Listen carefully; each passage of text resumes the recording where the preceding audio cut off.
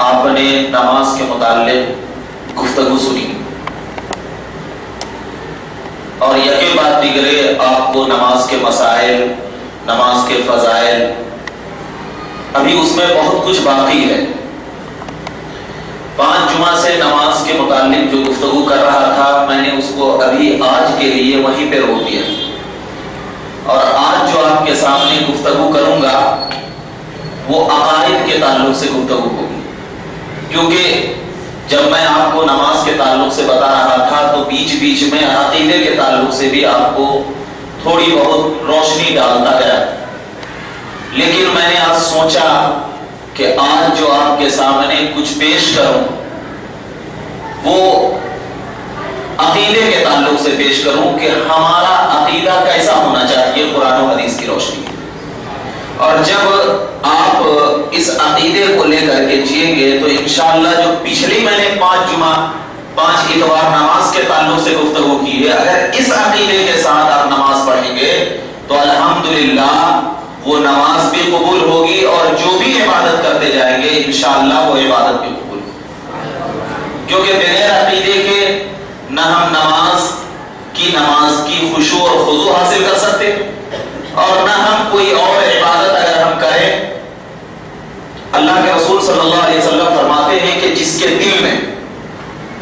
دل میں میری رائے دانہ برابر بھی محبت ہوگی، رائے کے دانہ، یہ ایک مثال دینے کا انداز ہے، مطلب یہ ہے کہ اب رائے کے دانے سے بھی کوئی چیز کم کر سکتا ہے نہیں۔ امام غزالی فرماتے ہیں کہ اس رائے کے دانے کو 70 ٹکڑے کر دیا جائے، اور اس ایک ٹکڑے کے برابر بھی اگر نبی کریم صلی اللہ علیہ وسلم سے وہ محبت کرتا ہوگا تو اللہ کے نبی صلی اللہ علیہ وسلم فرماتے ہیں کہ میں اسے ہاتھ پکڑ کر جنت میں لے کر جاؤں۔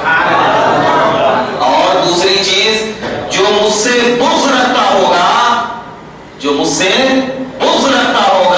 اسے جہنم میں جانے سے کوئی چیز بچا ہی نہیں سکتی۔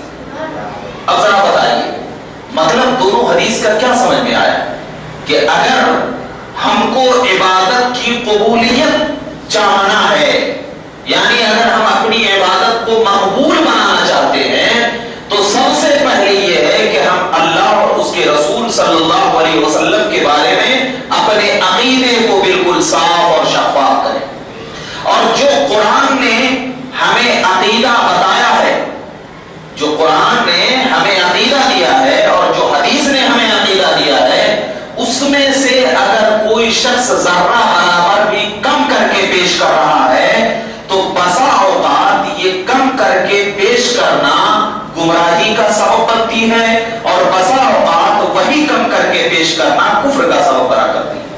مطلب کیا ہوا کہ جو عقیدہ اللہ نے دیا ہے وہی عقیدہ بیان کرو، اس میں سے نہ ہم کم کر سکتے ہیں نہ ہم اس میں سے زیادہ کر سکتے ہیں۔ کم کرنا بھی گمراہی کا سبب ہے، زیادہ کرنا بھی گمراہی کا سبب ہے، اور بسا اوقات یہی کمی، یہی زیادتی کفر کا سبب بنا کرتی ہے۔ تو انسان کی زبان سے کچھ نکل جایا کرتے ہیں، بسا اوقات ہمیں معلوم نہیں ہوتا کیا نکلا، لیکن یہی الفاظ کبھی کبھی ہمیں کافر بنا دیتا ہے، یہی الفاظ ہمیں کبھی کبھی گمراہ بنا دیتا ہے۔ تو ضروری کیا ہے کہ ہم اپنے عقیدے کو سدھارا جائے، کیونکہ جس کا عقیدہ اچھا اس کی نماز اچھی، جس کا عقیدہ اچھا اس کے تمام عبادات اچھی، اور جس کا عقیدہ اچھا نہیں تو لاکھ اگرچہ وہ نبی کے پیچھے نماز پڑھ رہا ہو اس کی نماز نہیں، اس کی نماز نہیں، مسجد نبوی میں پڑھ رہا ہو اس کی نماز نہیں۔ کیوں؟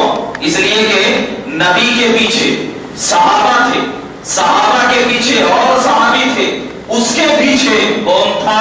عبداللہ بن سلام، کون؟ منافقوں کا سردار، منافق تھا، نبی کے پیچھے نماز پڑھتا تھا، دیکھا کرتا تھا نبی کو، نبی کے ساتھ رہا کرتا تھا، لیکن اس کے دل میں نبی کے لیے بغض تھا، اس کے دل میں نبی کے لیے نفرت تھی، اس کے دل میں نبی کے لیے عداوت تھی۔ تو اللہ تبارک و تعالیٰ نے اپنے نبی کریم صلی اللہ علیہ وسلم کے پاس حضرت جبرائیل کو بھیجا اور کہا، اے جبرائیل جا کر میرے نبی سے کہہ ان المنافقین فی الدرک الاسفل، یہ جو منافق ہیں اے یا رسول اللہ آپ کے سامنے آ کر کہتے ہیں انکا نشہد انکا رسول اللہ، ہم تو آپ کے سامنے رہ کر یہ کہتے ہیں کہ آپ اللہ کے رسول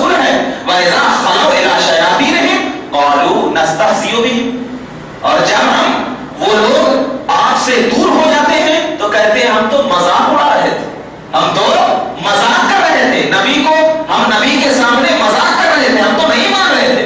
تو بظاہر نبی پاک صلی اللہ علیہ وسلم کو ماننا اور دل میں ان کے لیے بغض رکھنا یہ ایمان کی دلیل نہیں ہے. اگر تم کعبے کے امام کیوں نہ بن جاؤ, اگرچہ تم مسجد نبوی کے امام کیوں نہیں بن جاؤ, پھر بھی امامت کے لیے سب سے پہلی شرط یہ ہے کہ قاری ہونا بعد ہے, عالم ہونا بعد میں ہے. امامت کے لیے سب سے پہلی شرط یہ ہے کہ سب سے پہلے اللہ اور اس کے رسول کے تعلق سے اپنے عقیدے کو درست کرو. کیوں؟ اس لیے کہ جب تک تمہارا عقیدہ درست نہیں ہوگا تم مسجد حرام میں بھی نماز پڑھو گے تو تمہاری نماز نہیں ہوگی. کیوں؟ اس لیے کہ عقیدہ سدھارنا ہوگا. یہی نظریے کی بنیاد پر ہم تمام اہل سنت سب سے زیادہ جو غور و خوض کرتے ہیں کس بنیاد پہ کرتے ہیں؟ عقیدے کے تعلق سے. کیونکہ جب تک عقیدہ اچھا نہیں تو کچھ بھی اچھی نہیں.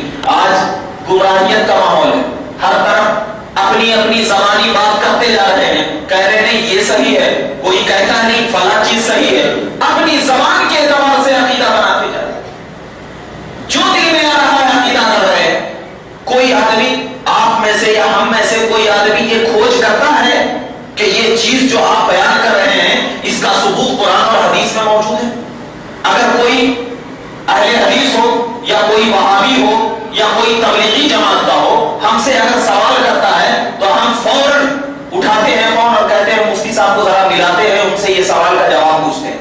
آپ ان سے ڈائریکٹ کہیں کہ یہ جو آپ بیان کر رہے ہو اس کا ثبوت کہاں ہے, ذرا بتائیے. ہم سے جو پوچھ رہے ہیں کہ یہ چیز ہم جو کر رہے ہیں اس کا ثبوت کہاں ہے, تو یہ بات ان سے پوچھا جائے کہ تم نے جو چیز کہی ہے ہم تو ثبوت دیں گے, تم نے جو چیز کہی ہے پہلے اس کا تو ثبوت دو, اس کا تو ثبوت دو. اگر کوئی یہاں پر بیٹھا ہے ہم کہیں گے کہ یہاں پر بیٹھنا حرام ہے, اگر ہم کہہ دیں تو سب سے پہلے ہم سے آپ سوال کریں گے کیا وجہ ہے جو بیٹھنا حرام. یہ ہمارا مقصد کیا ہوتا ہے, ہم فوراً فون اٹھاتے سوچتے ہیں کہ پکا پکا رسگلہ ہے بس کھانے کا. نہیں, آپ اپنے ذہن کو بدلو. جس طرح ان لوگوں نے اپنے ذہن کو بدل کر ہمارے کو مشغول کرنا چاہ رہے ہیں اور اپنا کام کرتے جا رہے ہیں, اگر ہم بھی اللہ اور رسول کے تعلق سے سب کو معلوم ہے کہ اہل سنت کا عقیدہ سچ ہے, اہل سنت کا عقیدہ سچ ہے, اور آج سے نہیں 1400 سال سے لے کر آج تک ہمارے علماء نے یہ دعویٰ کیا ہے کہ کوئی ایک بندہ بھی ایسا ہو جائے جو اہل سنت کے عقیدے کو غلط ثابت کر دے, ابھی بھی کتابوں پر لکھی ہوئی ہے کہ اسے 1 لاکھ روپے کا انعام دیا جائے گا. کتابوں پہ لکھی ہوئی ہے یہ بات, مگر آج تک کوئی نہیں آیا. بولتے ہیں گلیوں میں, پھرتے ہیں گلیوں میں, کہتے ہیں کہ یہ غلط ہے, لیکن جب اس کا ثبوت ہمیں مانا جائے تو یہ چیز غلط نہیں ہوتی. ہم نے آپ کے سامنے آیت کریمہ کیا پڑھی, قل هو اللہ احد, اللہ ایک ہے, اللہ الصمد, اللہ بے نیاز ہے, لم یلد ولم یولد, نہ وہ کسی کا بیٹا ہے نہ وہ کسی کا باپ ہے, ولم یکن لہ کفوا احد, اور اس کا نہ کوئی ساجی ہے نہ اس کا کوئی شریک ہے. اب ذرا بتائیے یہاں پر یہ آیت کریمہ کیا بات بتا رہی ہے, اللہ ایک, اللہ ایک. اس کے بعد آیت کریمہ کیا ہمیں بتا رہی ہے, اللہ الصمد, اللہ بے نیاز. بے نیاز کا مطلب کیا ہے آپ سمجھ رہے ہوں گے. ہمارے پاس جسم ہے تو ابھی اس جسم کے لیے کھانا ضروری, اس جسم کے لیے جگہ ضروری, اس جسم کے لیے آزو بازو دائیں بائیں سب ضروری, چلنے کے لیے پیر ہاتھ کا ہونا ضروری. مگر اللہ نے کہا اللہ بے نیاز ہے اس سے, اللہ بے نیاز ہے اس سے. تو مطلب یہ ہے کہ اللہ تبارک و تعالی ہر اس چیز سے بے نیاز ہے جو چیز ایک انسان تم اپنے لیے تصور کرتے ہو, جو چیز تم اپنے لیے تصور کرتے ہو, ہر اس چیز سے اللہ تبارک و تعالی کیا ہے, بے نیاز ہے. انسان اپنے لیے کیا تصور کرتا ہے, ہاتھ. انسان اپنے لیے کیا تصور کرتا ہے, زبان. انسان اپنے لیے کیا تصور کرتا ہے, چہرہ, پیر, جسمانیت, یہی تو تصور کرتا ہے انسان. اور جب یہی تصور کرتا ہے تو اب ذرا بتائیے کہ اللہ بے نیاز ہے, مطلب یہ ہے کہ اللہ جسم و جسمانیت سے بے نیاز, اللہ ہاتھ سے بے نیاز. تو جب تمام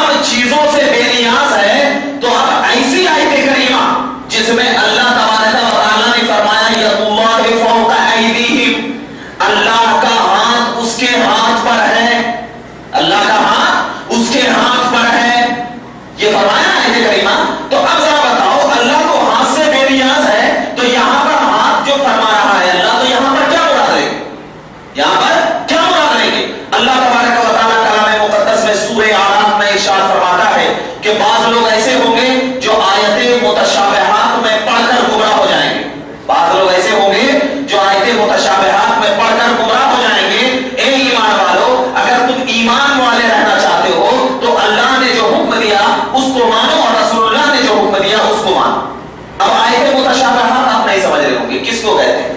آیت متشابہات کا مطلب یہ ہوتا ہے کہ اللہ نے جو مراد لیا ہو وہ مراد لینا ہمارے بس کی بات نہیں، کیونکہ ہم نہیں جانتے کہ اللہ نے کیا مراد لیا. تو بعض لفظ ایسے ہوتے ہیں جس کی مراد اللہ اور اس کا رسول جانتا، ہم نہیں جانتے. تو ایسی مرادیں جس سے اللہ کی جسمانیت ثابت ہو رہی ہو وہ مراد لینا جائز نہیں. جیسے ید اللہ، اگر ہم نے کہہ دیا کہ اللہ کا ہاتھ ہے تو اب معنی یہ ہوگا کہ اللہ کو ہاتھ ماننے کے لیے جسم کا ماننا ضروری، اللہ کو جسم ماننے کے لیے جہت کا ماننا ضروری، جہت ماننے کے لیے جگہ کا ماننا ضروری، جگہ ماننے کے لیے اب ہر اس چیز کا ماننا ضروری جو انسان کے لیے ہو. تو تم نے خدا مانا اور ایک طرف تم نے بت تیار کر دیا، خدا مانا بت تیار کر دیا. تو اگر اللہ کے لیے مکان ہوتا تو پھر میرے نبی کو اللہ مکان میں نہیں بلایا. کہاں بلایا؟ لا مکان، لا مکان میں بلایا. مطلب کیا ہے؟ اللہ تبارک و تعالیٰ نے میرے نبی کو لا مکان میں اس لیے بلایا تاکہ دنیا والوں معلوم ہو جائے کہ اللہ کو نہ جسم ہے، نہ جسمانیت ہے، نہ کوئی چیز جہت ہے، بلکہ اللہ تو وہ ذات ہے جو لا مکان میں ہے. اب جب لا مکان میں ہے تو اب محمد نبی کو لا مکان میں بلایا جائے تاکہ کل جا کر جب میں آیت متشابہات میں ید کا لفظ استعمال کروں گا یا وجہ کا لفظ استعمال کروں گا تو کوئی ید سے ہاتھ مراد نہ لے لے، کوئی وجہ سے چہرہ مراد نہ لے لے، کیونکہ یہ سب مراد لینے سے جگہ کا ہونا ضروری، یہ سب مراد لینے سے جسم کا ہونا ضروری. اور جب یہ مراد لیں گے تو جسم ماننا پڑے گا، اور جب جسم ماننا پڑے گا تو جگہ ماننی پڑے گی، اور جب جگہ ماننی پڑے گی تو اللہ تبارک و تعالیٰ جگہ سے پاک. تو اے محمد عربی تو لا مقام میں آ جائے. جب تیرا امتی میری ذات کو دیکھے گا تو کہے گا کہ اللہ تو ان تمام چیزوں سے بے نیاز ہے، اللہ تو ان تمام چیزوں سے کیا ہے؟ بے نیاز ہے. تو اب اللہ تبارک و تعالیٰ جسم سے بھی بے نیاز، جسم سے بھی بے نیاز. اب اگر کوئی شخص ایسا عقیدہ رکھے تو ذرا بتاؤ وہ شخص کافر ہوگا یا مشرک ہوگا یا مسلمان رہے گا؟ کیا ہوگا بھائی؟ اگر جسم والا عقیدہ کوئی رکھے تو کیا ہوگا؟ مشرک ہی تو ہوگا نا. اور جب مشرک ہوگا تو اگر ہم اہل سنت کسی کو مشرک اور کافر کہتے ہیں تو لوگ یہ کیوں کہتے ہیں ہم کو کہ یہ خالی کسی کو کافر اور مشرک کہتے رہتے ہیں؟ کیوں کہتے ہیں ہم کو؟ ارے ہم وہی چیز کہتے ہیں جو کلام اللہ میں اللہ تبارک و تعالیٰ نے ہمارے لیے بتایا، وہی چیز کہتے ہیں. اب ذرا بتاؤ، میں آپ کو وہ چیز بتاتا چلوں جس کی وجہ سے انسان کافر ہو جاتا، جس کی وجہ سے اللہ جسم اور جسمانیت دونوں سے پاک، روحانی اللہ جسم و جسمانیت دونوں سے پاک. اور جب جسم اور جسمانیت دونوں سے پاک ہے تو اب ذرا بتائیے کہ کوئی شخص اگر یہ عقیدہ رکھ رہا ہے تو اس عقیدے کو رکھنے والا شخص یا تو فرقہ مجسمہ ہوگا. پہلے زمانے میں کچھ ایسے فرقے تھے جو مجسمہ یعنی اللہ کو جسم مانتے تھے، تو تمام علماء نے ان کے اوپر کفر کا فتویٰ لگایا تھا. مگر ویسے ہی اسی کی ایک شاخ نکلی ہے جس کی وجہ سے وہ لوگ کافر ہوئے ہیں. کیسے کافر ہوئے ہیں؟ دلیل دیتا چلوں کہ فتاوی حدیثیہ صفحہ نمبر 100، فتاوی حدیثیہ صفحہ نمبر 100 پہ وہابیہ کا امام شیخ الاسلام ابن تیمیہ، یہ وہابیوں کا امام ہے نا، ابن تیمیہ ہے، کیا لکھتا ہے کہ اللہ تعالیٰ کی مقدار ہے. اللہ تعالیٰ کی مقدار کا مطلب گنتی. جیسے ہمارے پاس کانچ کی گولیاں ہوتی ہیں نا، ہمارے پاس اگر 10 کی مقدار میں ہو تو کہتے ہیں کہ یہاں مقدار ہے. اللہ تعالیٰ کی مقدار ہے. اور ایک چیز بتاتا چلوں، جس کی مقدار ہوتی ہے اس کا ٹکڑا بھی ہوتا، یعنی جس کو ہم گنتی کر سکتے ہیں تو اس کو ٹکڑے بھی کر سکتے ہیں.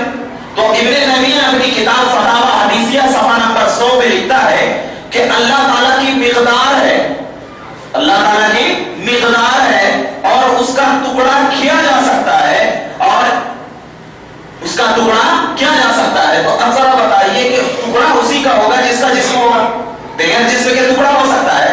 نہیں ہو سکتا ہے. اور جب بغیر جسم کے ٹکڑا نہیں ہو سکتا تو اب ابن تیمیہ نے یہ حوالہ کہہ کر نبی کی شان میں گستاخی نہیں کی، خدا کی شان میں گستاخی کی ہے، خدا کی شان میں. تو اب آپ دل پر رکھ کر فیصلہ کیجئے کہ جس کا امام گستاخ ہو جس کا امام گستاخ ہو. میں ایک ہمیشہ مثال دیتا ہوں, جس درخت کے جڑ کے نیچے سانپ کا پٹھا آ جائے تو ذرا بتاؤ وہ درخت کا پھل دے گا؟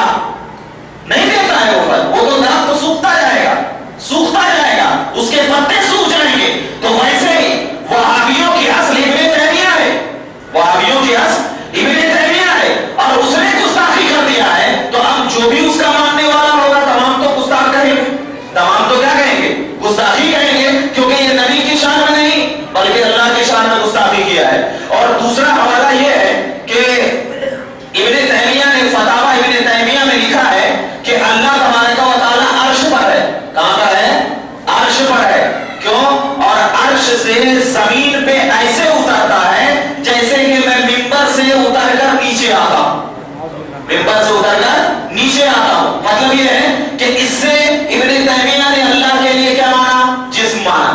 اللہ کے لیے کیا مانا؟ جگہ مانی. اور اللہ کے لیے جگہ اور جسم ماننا یہ کفر, اللہ کے لیے جگہ اور جسم ماننا کفر. تمام علماء کا بھی اتفاق فیصلہ ہے کہ اللہ تبارک و تعالیٰ کی ذات ایسی ہے جو ہمارے عقلوں میں نہیں آ سکتی, ہمارے عقلوں میں نہیں آ سکتی بلکہ عقل سے ماورا ہے. اسی لیے اللہ کے نبی صلی اللہ علیہ وسلم نے ارشاد فرمایا کہ خدا کی ذات میں بحث مت کرو کیونکہ تم کافر ہو جاؤ گے.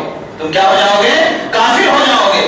بس جب اللہ کے نبی کی یہ حدیث ہمارے ذہن میں آئی تو معلوم ہو گیا کہ اللہ کے نبی نے کروڑ سے بھی زیادہ روپے کی بات ہمارے پاس کہہ دی کہ اللہ اور اس کے رسول نے جو خدا کے بارے میں کہہ دیا ہے بس اس کو آمنا اور صدقنا کہتے ہوئے مان لیا جائے. انسان مسلمان رہتا ہے. انسان کیا رہتا ہے؟ مسلمان رہتا ہے. تو اب بات سمجھ میں آ گئی کہ ہم وہابیوں کو کافر کیوں کہتے ہیں؟ سمجھ میں آئی کیوں یہ بات آئی؟ کیونکہ ایک آپ بولیں گے نہیں ایک ہی حوالہ ہے, تو میں آپ کو بولتا ہوں اگر کنویں کا پانی ہے اس میں ایک قطرہ شراب ڈال دو, پاک رہتا ناپاک رہتا؟ ایک ہی قطرہ بول کر کے کہیں کو بول رہے بھائی ناپاک رہتا. ایک قطرہ حرام ہے نا, وہ حرام ہے نا. تو جب ایک قطرہ شراب کنویں میں گر جائے تو پانی ناپاک, پورا کنواں. تو ویسے ہی ایک بدعقیدہ اگر چلا جائے تو کیا ہوگا؟ وہ پوری جماعت ہی ناپاک, پوری جماعت ہی بیکار. تو اب ذرا بتائیے, اسی وجہ سے ہم وہابیوں کو کافر کہتے ہیں. ہو گیا بات. اب دوسری چیز آئیے, تبلیغی جماعت کیوں گئی؟ کیوں گئی تبلیغی جماعت؟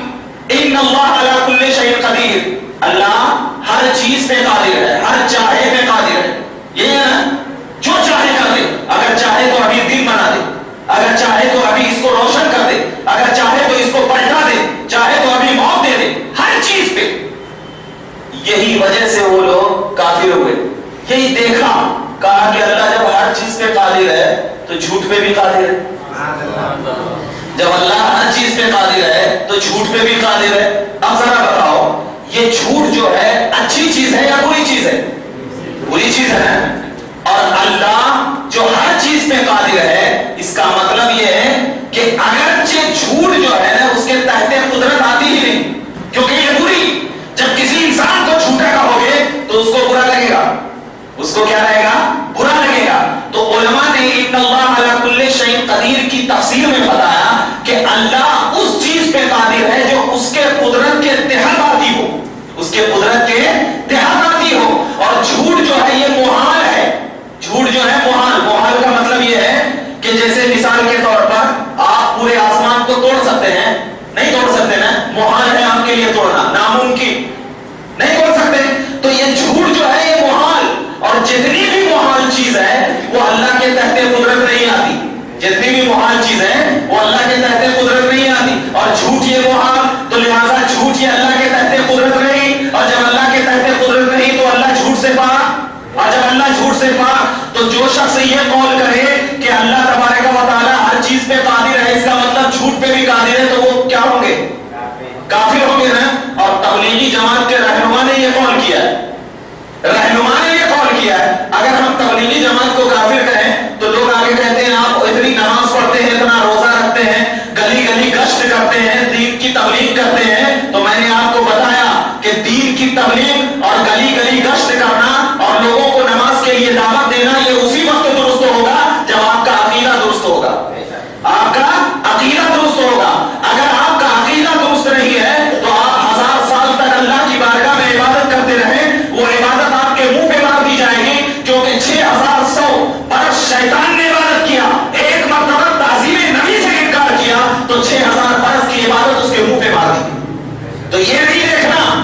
इसकी इबादत कितनी अच्छी है, क़िराअत कितनी अच्छी है, पर ये देखना कि इसका अकीदा अल्लाह और उसके रसूल के बारे में कैसा था, अल्लाह और उसके रसूल के बारे में कैसा था। इसीलिए अल्लाह तबारक व तआला ने जो फरमाया कुल हुवल्लाहु अहद, ए महबूब आप फरमा दीजिए कि अल्लाह एक है, अल्लाह एक है। तो हमारा अकीदा क्या होना चाहिए कि अकीदे की चार सूरत है, अकीदे की अल्लाह तबारक व तआला के बारे में अकीदे की चार सूरत है। सबसे पहला अकीदा यह होना चाहिए कि तौहीद फी ज़ात, यानी अल्लाह की जात के बारे में कैसा अकीदा रखना चाहिए। तो अल्लाह की जात के बारे में अकीदा यह रखना चाहिए कि अल्लाह की जात वाजिबुल वजूद है, यानी हमेशा से है, हमेशा रहेगी, कभी खत्म नहीं होने वाली। ये अकीदा कुरान और हदीस से साबित है। क्यों? इसलिए कि अल्लाह तबारक व तआला की जो जात वाजिबुल वजूद है, अल्लाह ने फरमाया कुल हुवल्लाहु अहद, फरमा दीजिए कि अल्लाह एक है, हमेशा से है, हमेशा रहेगा। क्योंकि सूरह यासीन में अल्लाह ने फरमाया अल्लाहु ला इलाहा इल्ला हुवल हय्युल कय्यूम, नहीं है कोई माबूद मगर वही जिंदा और हमेशा रहने वाला। तो इस अकीदे की बुनियाद पर एक अकीदा कैसा होना चाहिए कि तौहीद फी ज़ात, यानी अपनी जात के एतबार से अल्लाह एक है, उसका कोई शरीक नहीं, उसकी जात हमेशा से है, कदीम है, हमेशा रहेगी। दूसरा अकीदा क्या होना चाहिए? तौहीद फिल उलूहियत, यानी अल्लाह तबारक व तआला इबादत के एतबार से भी यकता है, यानी इबादत अगर किसी की जाए तो सिर्फ और सिर्फ अल्लाह की जाए, उसके अलावा किसी की इबादत करना कुफ्र है, शिर्क है।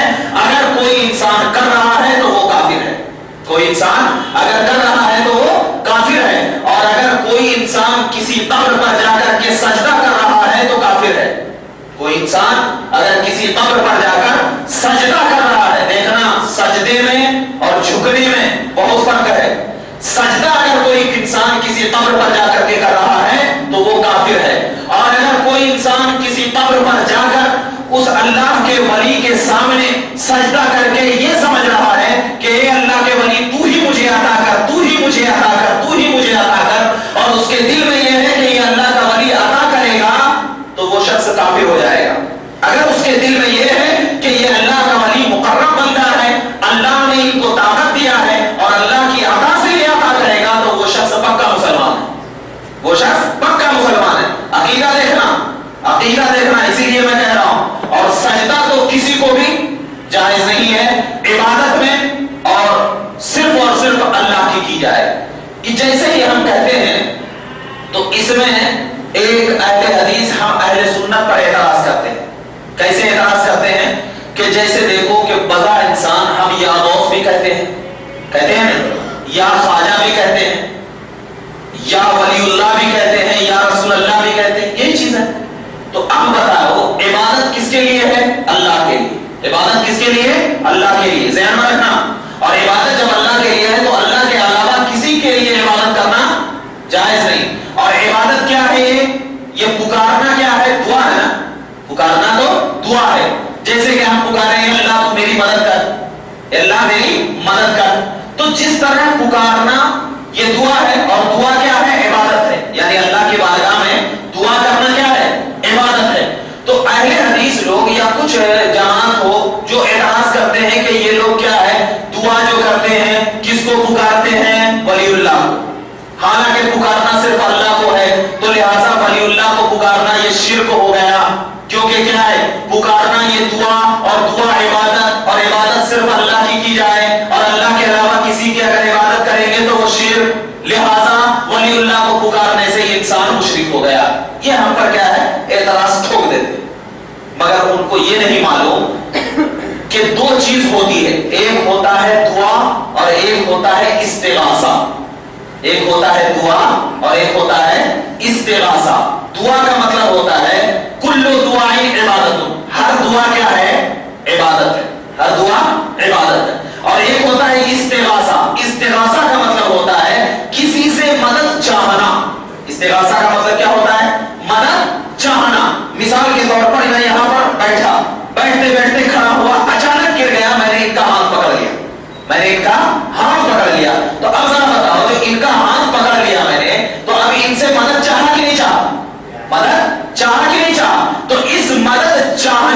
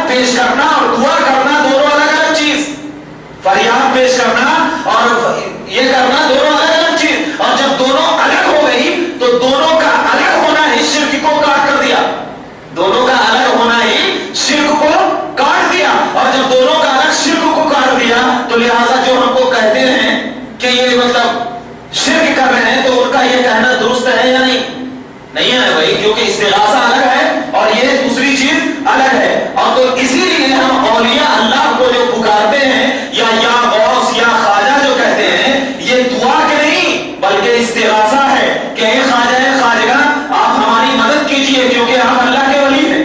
اے غوث اعظم آپ کو اللہ نے غوث بنایا ہے، آپ ہماری مدد کیجئے کیونکہ اللہ نے آپ کو اپنا قرب دیا ہے، اللہ نے آپ کو اپنا علم دیا ہے. اور ذرا بتاؤ اللہ کے علم دینے سے کیا اللہ کے خزانے میں علم کی کمی ہو جائے گی؟ نہیں ہو سکتی نا. تو ان کو سوچنا چاہیے کہ اللہ جسے چاہے جو کچھ دے.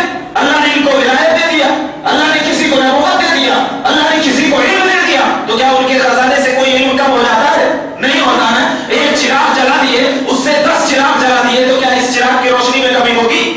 نہیں ہوگی نا. تو اللہ نور السماوات والارض، اللہ تو زمین و آسمان کا نور ہے، روشن کرنے والا ہے. تو اب ذرا بتاؤ اس کی روشنی سے اگر کوئی دوسرا روشن ہو جائے تو کیا اس کی روشنی میں فرق ہوگا؟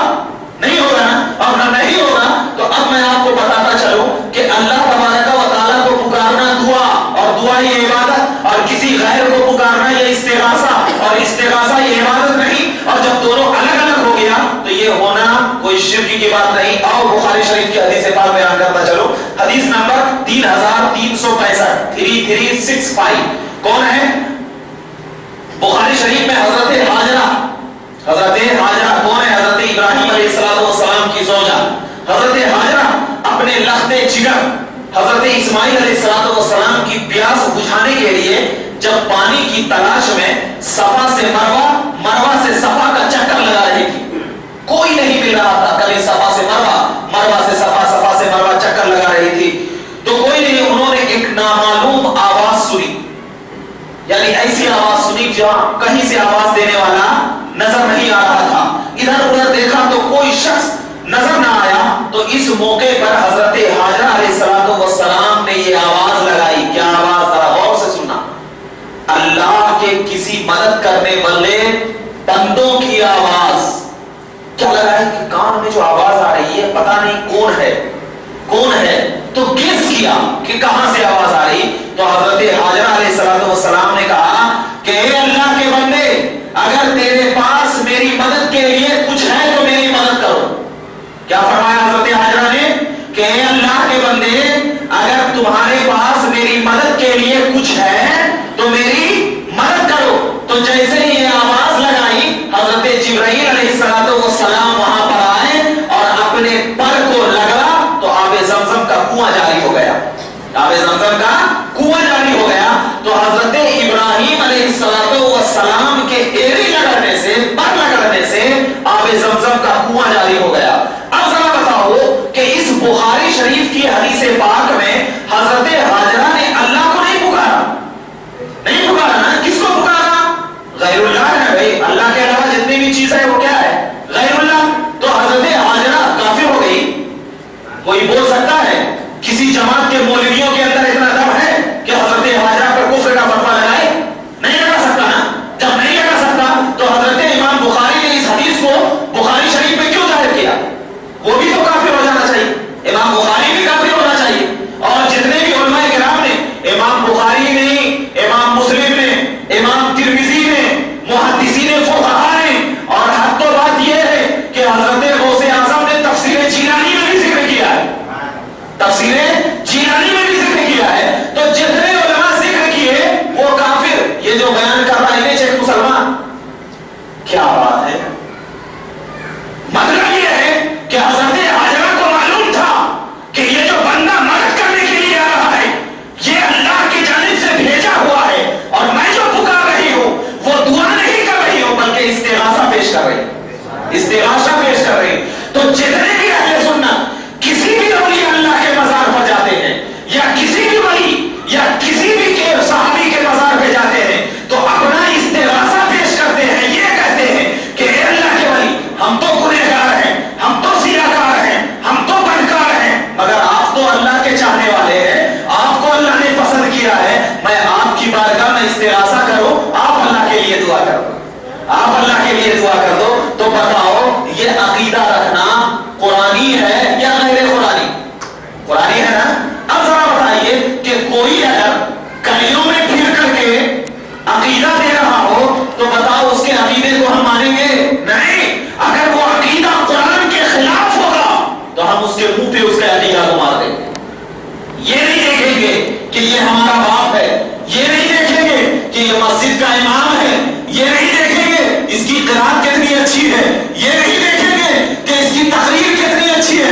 بلکہ یہ دیکھا جائے گا اس کا عقیدہ کتنا اچھا ہے، عقیدہ کتنا اچھا ہے، یہ عقیدے کے تعلق سے کیا رکھتا ہے۔ اور ایک حدیث پاک اسی تعلق سے بتاتا چلوں کہ غیر اللہ کو مدد کے لیے پکارنا جائز ہے یا نہیں جائز ہے؟ تو دیکھو اللہ کس میں، المعجم الکبیر للطبرانی حدیث نمبر 10518، اور دوسری کنز العمال حدیث نمبر 17492۔ اس میں اے اللہ کے بندو میری سواری مجھے پکڑ لو، یعنی اللہ کے نبی صلی اللہ علیہ وسلم نے فرمایا کہ جب کسی کی سواری کسی جنگل میں گم ہو جائے تو تم اس طریقے سے پکارو کہ اے اللہ کے بندو کوئی ہے جو میری مدد کر سکے اور میری سواری کو پکڑا دے، کیونکہ اللہ تبارک و تعالیٰ نے کچھ ایسے بندوں کو مقرر کر رکھا ہے دنیا میں جو دوسروں کی مدد کرا کرتے ہیں۔ اب ذرا بتاؤ اللہ کے علاوہ بھی مدد ہوتی ہے؟ اللہ کے علاوہ بھی مدد ہوتی ہے؟ اب بتائیے آپ، اللہ کے علاوہ مدد ہو رہی ہے اور مدد ہو رہی ہے، اور نبی یہ حکم دے رہے ہیں کہ جنگل میں اگر چلے جاؤ تو اس طریقے سے پکارو کہ اے اللہ کے بندوں میری مدد کرو۔ اور اس کو کنز العمال نے روایت کیا ہے جو حدیث کی بہت بڑی کتاب ہے، اور کنز العمال کی حدیث نمبر 17494 میں اللہ تبارک و تعالیٰ کے رسول نے فرمایا کیا یا عباد اللہ اعینونی و یا عباد اللہ اغیثونی، جب تم گم ہو جاؤ تمہیں راستہ نہ مل رہا ہو، جنگل ہو اندھیرا ہو، تو اس طریقے سے پکارو یا عباد اللہ اغیثونی، اے اللہ کے بندوں میری مدد کرو، اے اللہ کے بندوں میری مدد کرو۔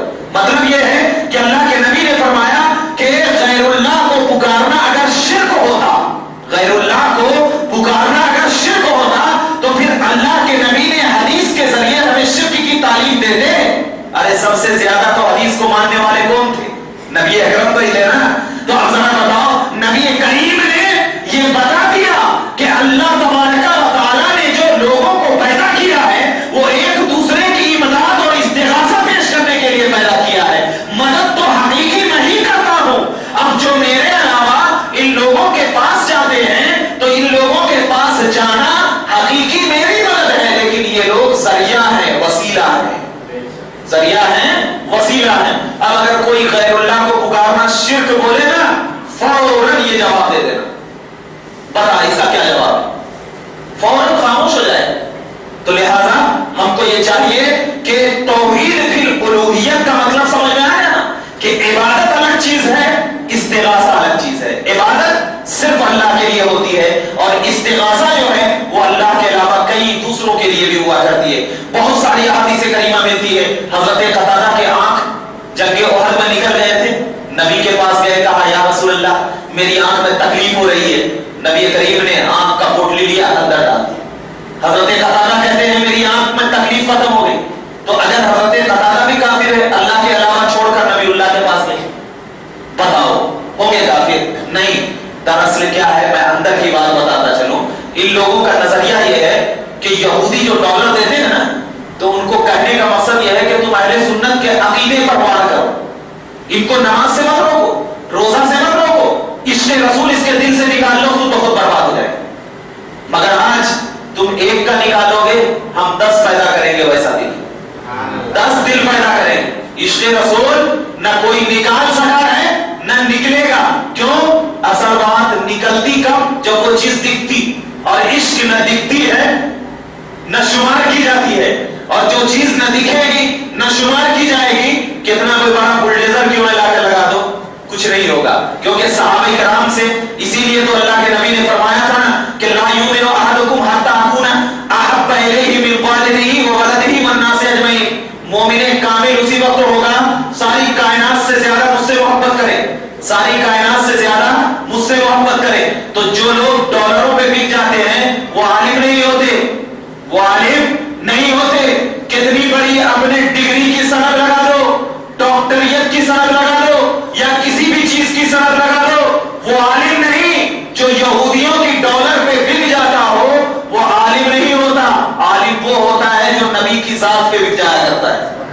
اسی لیے اپنے عقیدے کو سدھارو، جب تک عقیدہ درست نہیں ہوگا آپ کی نماز درست نہیں ہوگی۔ 2 چیز آپ کو سمجھ میں آ گئی، اور ایک ہوتا ہے توحید فی الاسماء والصفات۔ 4 چیزیں بیان کیا تھا، توحید فی الاسماء والصفات، یعنی اللہ اپنے نام میں بھی اکیلا ہے اور اپنی صفتوں میں بھی اکیلا ہے، یعنی اللہ تبارک و تعالیٰ کی صفات کی طرح کسی کی صفات نہیں، اللہ کے نام کی طرح کسی کے نام نہیں، اسی لیے صرف رحمان نام رکھنا درست نہیں۔ کوئی شخص اگر کسی کا نام عبد الرحمان رکھے، رحمان نہیں، کیونکہ رحمان یہ اللہ کی صفت ہے، رحمان کیا ہے؟ اللہ کی صفت ہے اور یہ اس کے ساتھ خاص ہے، رحمان نام رکھنا درست نہیں کیونکہ وہ اکیلا ہے۔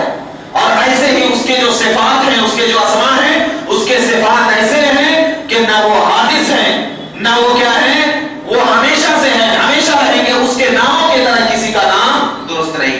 اور اللہ کے تبارک و تعالیٰ کے جو صفات ہیں یعنی علم، قدرت، حیات، یہ سب کیا ہے؟ اللہ کے ازلی ہیں، کوئی کسی کے اندر یہ طاقت نہیں۔ یعنی علم جو اللہ کا وہ ہمیشہ سے ہے، ہمیشہ رہے گا۔ ہمارا جو علم ہے وہ پہلے نہیں تھا، بعد میں ہوا، بعد میں ختم ہو سکتا ہے، لیکن اللہ کا علم ویسا نہیں۔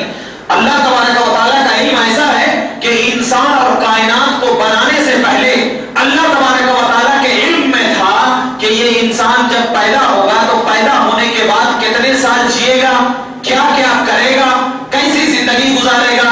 تو اسی طریقے سے اللہ تبارک و تعالیٰ نے تقدیر بنائی۔ آج ہم لوگ کچھ کہتے ہیں کیا ہے معلوم؟ ارے میری تقدیر میں 10 روپے ہی لکھا ہوا ہے، کتنا بھی کما لو 10 روپیہ ہے۔ یہ جملہ کفر ہے، یہ جملہ کیا ہے؟ کفر ہے، ذرا سمجھ لو۔ کیوں؟ اس لیے کہ تم کیا سمجھ لو ہم مجبور ہو گئے۔ دیکھو اب مطلب یہی، اس جملے کہنے سے تو یہی مطلب ہے کہ ہم مجبور ہو گئے، ہماری تقدیر میں اتنا ہی لکھا تھا تو اس کا مطلب تم مجبور ہو گئے؟ نہیں، تم مختار ہو۔ کیسے؟ یعنی تمہارے پیدا ہونے سے پہلے اللہ کے علم میں تھا کہ تم کتنے سال زندگی گزارو گے، اور زندگی جب گزارو گے کتنے سال تو تم کیا کیا کرو گے، کیسے کیسے کماؤ گے، کیسی کیسی بیٹھو گے۔ تو اسی طریقے سے اللہ نے تقدیر بنائی، تمہارے کرتوت کے اعتبار سے اللہ نے تقدیر بنائی ہے۔ یہ نہیں کہ تمہارے پیدا ہونے کے بعد اللہ نے یہ لکھ دیا ہے بس یہی ہوگا، نہیں، تم جو کرنے والے تھے اللہ نے ویسا لکھا ہے، اللہ نے ویسا لکھا ہے۔ تو یہ جملہ کرنا میری تقدیر میں اتنا تھا بس یہ ہو گیا، یہ جملے سے پرہیز کرنا۔ ایک چوتھا ہے توحید فی الافعال۔ توحید فی الافعال کا مطلب یہ ہوتا ہے کہ اللہ اپنے کاموں میں یکتا اور تنہا ہے، یعنی اللہ کا جو کام ہے اس کے جیسا کام کوئی نہیں کر سکتا، نہ نبی کر سکتا ہے اور نہ کوئی رسول کر سکتا ہے، اور اس کا کوئی شریک نہیں ہے۔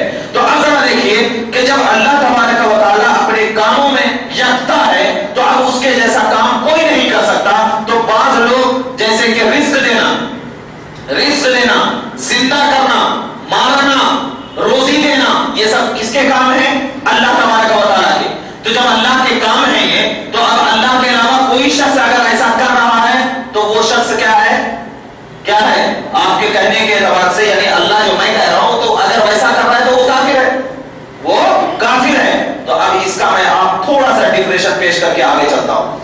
دیکھیے یہ زندہ کرنا، مارنا، شفا دینا، مدد کرنا، رزق دینا، صورت بنانا، یہ سب اللہ کے فعل ہیں، یہ سب ہے اللہ کے فعل ہیں۔ کوئی بندہ اللہ کے مقابل شریک یا مثل نہیں، یعنی جیسے اللہ نے یہ فعل بنایا شریک اور مقابل ہے۔ ان میں سے بعض افعال جو بندے کے لیے قرآن میں ذکر کیے گئے، جو اللہ مثال کے طور پر اللہ روزی دیتا ہے، اللہ مارتا ہے، اللہ صورت بناتا ہے، لیکن بعض فعل ایسے ہیں جو بندوں کے لیے بھی قرآن میں ذکر کیے گئے۔ تو اب ذرا جو فعل بندوں کے لیے ذکر کیے گئے ہیں اور وہی فعل اللہ کے لیے ذکر کیے گئے ہیں، تو کیا دونوں فعلوں میں کوئی ڈفرینٹ ہے یا نہیں؟ ہے یا نہیں؟ حقیقت کیا ہے؟ اللہ تبارک و تعالیٰ قرآن پاک سورہ مائدہ آیت نمبر 23 اللہ فرماتا ہے وَمَنْ أَحْيَاهَا فَكَأَنَّمَا أَحْيَا النَّاسَ جَمِيعًا۔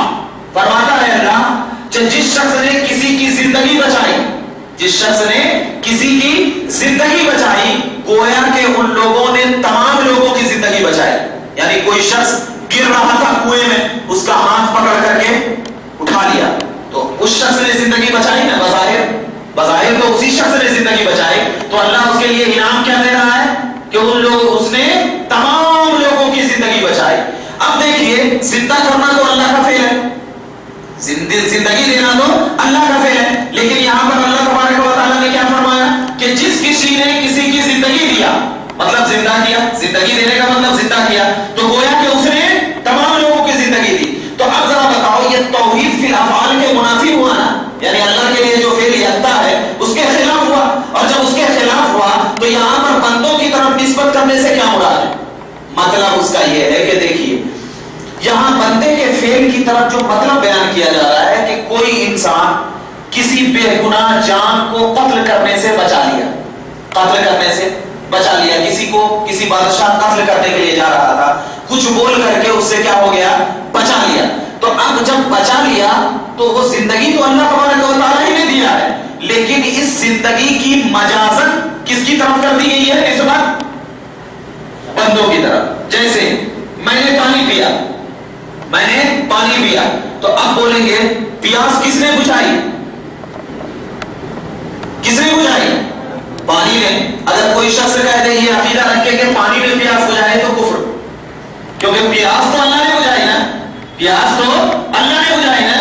اس پانی کے اندر اللہ نے تاثیر پیدا کیا، پیاس بجھانے کی تاثیر پیدا کیا، تو اس تاثیر کی بنیاد پر اس پانی نے کیا بجھایا؟ پیاس بجھایا. تو ویسے ہی اگر کوئی شخص مدد کر رہا ہے کسی کی یا کسی کی زندگی بچا رہا ہے تو اللہ نے زندگی بچانے کی تاثیر پیدا کیا اس کے بندے کے اندر، تو اس بندے کے اندر وہ قوت آ گئی کہ حقیقت میں زندگی تو اللہ بچانے والا ہے لیکن مجازن اس کی طرف نسبت کر دی گئی ہے.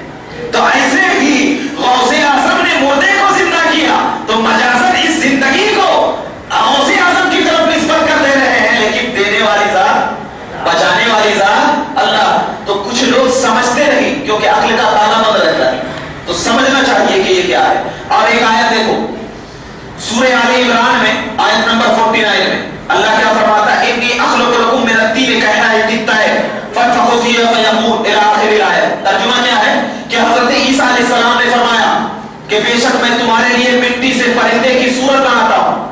حضرت عیسیٰ نے کہا مٹی سے پرندے کی صورت بناتا ہوں، پھر اس میں پھونکتا ہوں تو وہ اللہ کے اذن سے زندہ پرندہ بن جاتا ہے، اور مادر ذات اندھے کو اور کوڑوں کو شفا دیتا ہوں اور مردوں کو زندہ کرتا ہوں اللہ کے حکم سے. حضرت عیسیٰ کہہ رہے ہیں میں صورت بناتا ہوں پرندوں کی، حالانکہ صورت بنانے والا ذات اللہ ہے، لیکن حضرت عیسیٰ کیا کہہ رہے ہیں؟ نبی ہو کر میں صورت بناتا ہوں. تو مطلب یہ ہوا کہ اس میں یہ بتائیے 4 افعال ہیں: صورت بنانا، زندہ کرنا، مارنا، اڑنا. یہ سب کیا ہے؟ بے جان جسم میں اللہ تبارک و تعالیٰ نے جان دیا، مگر حضرت عیسیٰ نے کہا میں نے جان دیا، میں نے جان دیا. تو اب ذرا بتاؤ کہ حضرت عیسیٰ کا جو فعل ہے کیا وہ اللہ کی طرح ہے؟ اللہ کی طرح ہے؟ نہیں. کیوں؟ اس لیے کہ اللہ تبارک و تعالیٰ کسی سبب کا محتاج نہیں ہے. اللہ کیا ہے؟ کسی سبب کا محتاج نہیں ہے. اور حضرت عیسیٰ جو ہیں وہ سبب کے محتاج ہیں. کیسے سبب کے محتاج؟ مٹی کے محتاج، مٹی کے محتاج. دوسری چیز کے صورت بنانے کے لیے مٹی کے محتاج، اور پیدا کرنے کے لیے جو حضرت عیسیٰ نے کہا کہ میں اس کے اندر صورت بنا کر زندگی دیتا ہوں، تو مطلب یہ ہے کہ اللہ تو وہ ہے کہ بغیر صورت کے بھی زندگی دے دے. اللہ تو وہ ہے کہ بغیر کسی حیت و طریقت کے بھی زندگی دے دے. تو حضرت عیسیٰ نے جو اپنی طرف زندگی کی نسبت کیا ہے وہ مجازن ہے. وہ کیا ہے؟ مجازن ہے. حقیقتاً وہ اللہ یہ زندگی دیتا ہے، لیکن مجازن یہ حضرت عیسیٰ زندگی دے رہے ہیں. تو ایسے جتنے بھی افعال ہو، جتنے بھی کام ہو، اگر بظاہر کسی ولی سے صادر ہو رہے ہیں یا کسی نبی سے ہو رہے ہیں یا کسی اولیاء اللہ سے ہو رہے ہیں تو یہ مجازن ہے ان کے افعال. یہ کیا ہے؟ مجازن ہے ان کے افعال. حقیقتاً اللہ ہی کرنے والا ہے. تو جب مجازن اور حقیقت دو الگ الگ چیز ہے، مجاز اور حقیقت کیا ہے؟ دو الگ الگ چیز ہے. تو ان کو سوچنا چاہیے کہ اگر یہ ولی سے صادر ہو گیا تو شرک کیسے ہوگا؟ شرک تو وہ ہوگا دونوں حقیقتاً ہو، دونوں حقیقتاً ہو یا دونوں مجازن ہو، دونوں حقیقتاً ہو یا دونوں مجازن ہو. اور یہاں پر مجاز الگ ہے، حقیقت الگ ہے. تو لہٰذا جب دونوں الگ الگ بات ہے تو اب دونوں کا الگ الگ بات ہونا ہی شرک کو منافی ہے، شرک کو منافی. تو اب اگر ہم اولیاء اللہ سے مدد مانگیں یا اولیاء اللہ کی بارگاہ میں جا کر ہم یہ کہیں کہ اللہ تبارک و تعالیٰ ہی مدد کے قابل ہے، لیکن ہم یہ استغاثہ کے طور پر ان سے مدد مانگ رہے ہیں، تو یہ مدد مانگنا کوئی شرک نہیں ہے، کوئی بدعت نہیں، کیونکہ یہ صحابہ کا طریقہ چلتا ہوا آ رہا ہے. تو جب صحابہ کا طریقہ چلتا ہوا آ رہا ہے تو اسی طریقے کو اگر ہم اہل سنت آج کر رہے ہیں تو کیا اہل سنت کا یہ کرنا شرک و بدعت ہوگا؟ نہیں ہوگا. تو پھر ہم اہل سنت کے نوجوان کیوں بھٹک رہے ہیں؟ کیا وجہ ہے جو ہم ان کے پیچھے جاتے ہیں.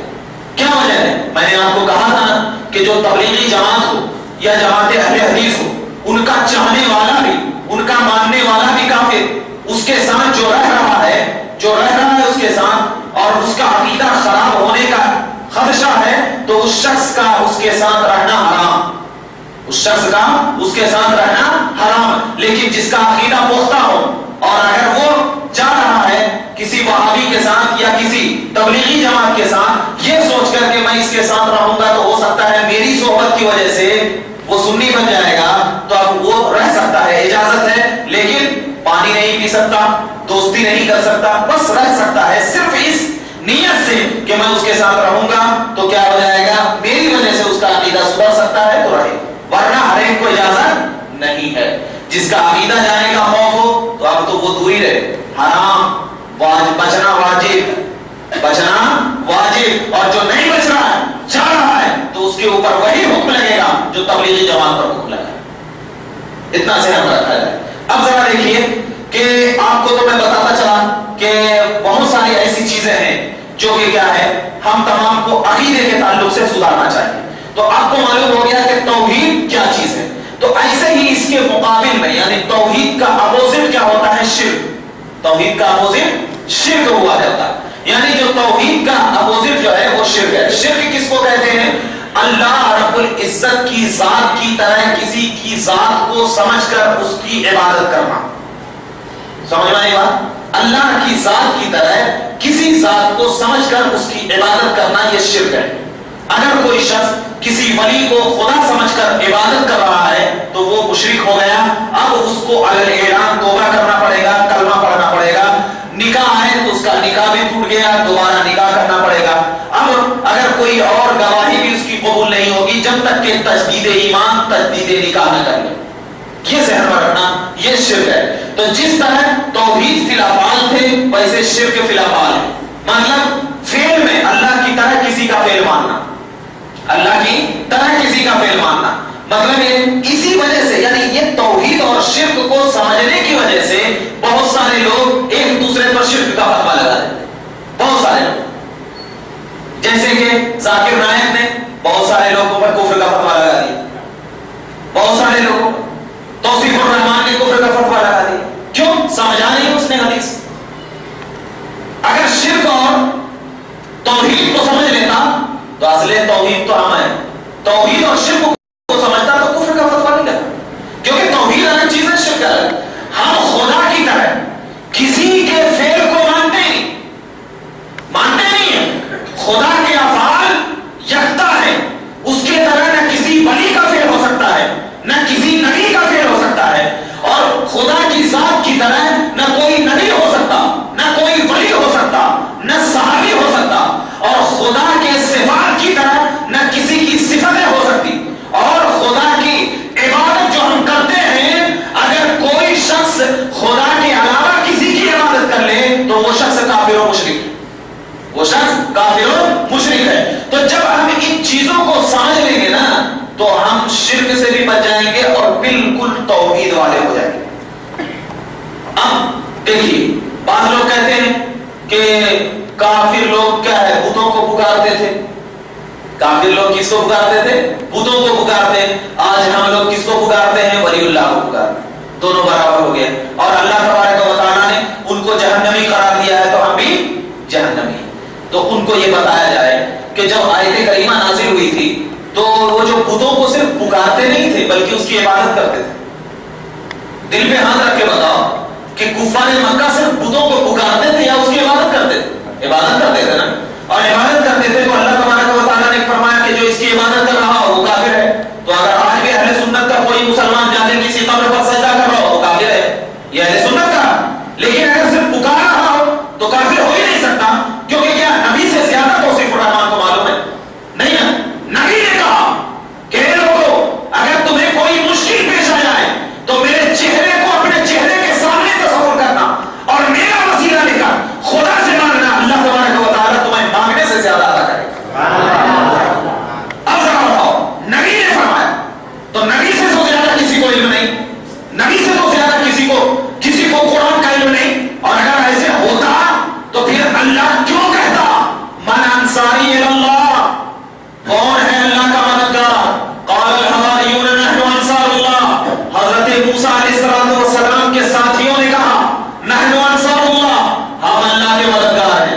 ہم کس کے مددگار ہیں؟ اللہ کے مددگار ہیں. مدد تو کرنے والا صرف اللہ ہے. تو پھر یہاں پر حضرت موسیٰ کے چاہنے والوں نے کیوں کہا کہ ہم اللہ کی مدد کریں گے؟ اور قرآن میں اس کا ذکر ہے. تو اس کا مطلب یہ ہے کہ قرآن ہمیں شرک کی تعلیم دے رہا ہے. تو مطلب یہ ہے کہ یہاں پر جو امداد کا مطلب ہے کہ اللہ کے دین کے راستے پر جو چلو گے تو اللہ تمہیں قوت دے گا، طاقت دے گا. مطلب یہ ہے کوئی فقیر تھا، اللہ نے مالدار بنا دیا. اب اس کے در پہ اگر کوئی بھکاری آئے گا 10 روپیہ نکال کر دے دے گا. مدد ہوئی نہیں ہوئی؟ ہوئی. لیکن دراصل حقیقت میں مدد کرنے کے قابل اس کو کس نے بنایا؟ اللہ نے. اور جب قابل اللہ نے بنا دیا ہے تو اللہ کے نبی نے کہا کہ من کنت مولا فعلی مولا. جس کا میں مددگار ہوں علی اس کا مددگار. جس کا میں مددگار علی اس کا مددگار. اب ذرا بتاؤ علی اس کا مددگار. اور علی نے کہا کہ میں سب سے زیادہ اگر کسی کو چاہتا ہوں تو امام حسن اور حسین کو چاہتا ہوں. امام حسن اور حسین کو چاہتا ہوں. اور امام حسین اگر کسی کو چاہیں گے تو امام زین العابدین کو چاہیں گے. امام زین العابدین کو چاہیں گے. وہی سلسلہ چلتا آ جائے گا. اہل بیت آ جائے گا. اہل بیت آ جائے گا. اور جتنے بھی ولی ہو، چاہے غوث ہو، خواجہ ہو، مخدوم ہو، آل رسول ہو، جتنے بھی ہو، سب اہل بیت. اور سب اہل بیت. اور اہل بیت نبی کی چاہت. اور نبی کی چاہت کو چاہنا ایمان. اور جب نبی کی چاہت کو چاہنا ایمان ہے تو اگر ہم اس کو مدد کے لیے پکاریں تو کیا یہ ہم بے ایمان ہو جائیں گے؟ نہیں ہو سکتے. اور جب نہیں ہو سکتے تو جو لوگ ان آیت، وہ آیت جو کافروں کے تعلق سے نازل ہوئی ہے، تو جتنی بھی آیت کافروں کے تعلق سے نازل ہوئی ہے اور اس میں یہ کہا گیا ہے کہ جو ان لوگوں کو پکارتے ہیں بتوں کو، تو وہاں پر مراد پکارنے سے عبادت ہے. پکارنے سے مراد کیا ہے؟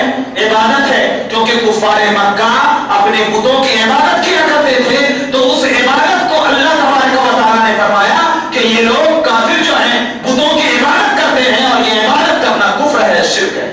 لیکن صرف مدد کے لیے ہم کسی غیر اللہ کو اگر پکار رہے ہیں تو یہ پکارنا یہ عبادت نہیں بلکہ استغاثہ ہے. اور استغاثہ اسلام میں بالکل جائز قرار دیا ہے.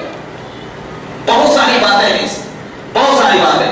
اگر ہم ایک ایک کر کے بیان کیا جائے تو ہم اس کو بیان نہیں کیا جا سکتے. بس خلاصہ یہ ہے کہ اللہ کو ایک مانا جائے اور اللہ نے جو اپنے نبی کو پیدا کیا، ولی کو پیدا کیا، یہ اللہ کے برگزیدہ بندے ہیں. اللہ تبارک و تعالیٰ کے ساتھ تک پہنچنے کا ذریعہ اور وسیلہ ہے. اور اللہ نے جو قرآن میں عقیدہ بیان کیا ہے اس عقیدے کو لے کر کے جینا اور اس عقیدے کو لے کر کے چلنا یہ مدار ایمان ہے. کیونکہ جب بندہ عقیدے کو، صحیح عقیدے کو لے کر چلتا ہے تو انشاءاللہ تبارک و تعالیٰ اس کا عقیدہ بھی درست ہوتا ہے اور اس کے اعمال بھی درست ہوتے ہیں. بس یہی پر میں آپ اپنی گفتگو کو اینڈ کر رہا ہوں. انشاءاللہ اگلے جمعہ صرف ایک ٹاپک پہ بحث کی جائے گی اور وہ ٹاپک ہوگی بدعت، یعنی بدعت. اب پوری ٹاپک میں دوسری ٹاپک کو نہیں لے کے جاؤں گا، وہی ٹاپک پر لے کر کے جاؤں گا کہ بدعت، یہ بدعت کیا چیز ہے اور کس طریقے سے چیز ہے. انشاءاللہ اگلے جمعہ بیان کیا جائے گا. مولا کریم کی بارگاہ میں دعا ہے کہ پروردگار عالم ہم تمام کو صحیح راستے پر چلنے کی توفیق عطا فرمائے. وآخر دعوانا الحمدللہ رب العالمین. السلام علیکم.